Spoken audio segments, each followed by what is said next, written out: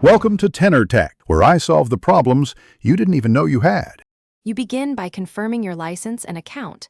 Microsoft 365 versus standalone matters for auto updates.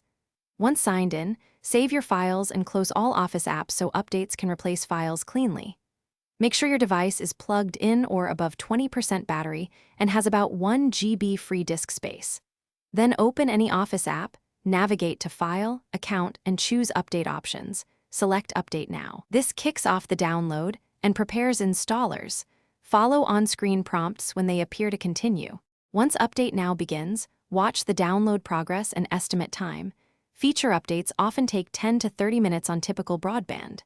If your office uses click-to-run, installation proceeds in the background and you can continue light work. If it's MSI-based, the installer will prompt and likely require restarts. When prompts appear, accept permissions and close other programs to prevent file conflicts.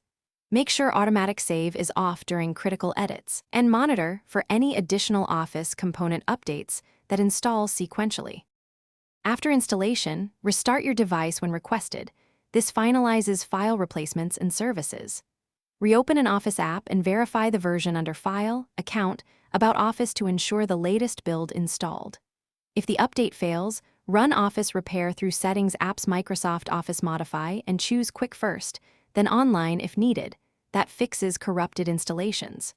Also check Windows Update and your sign-in status, and temporarily disable third-party antivirus or VPN if they're blocking the installer.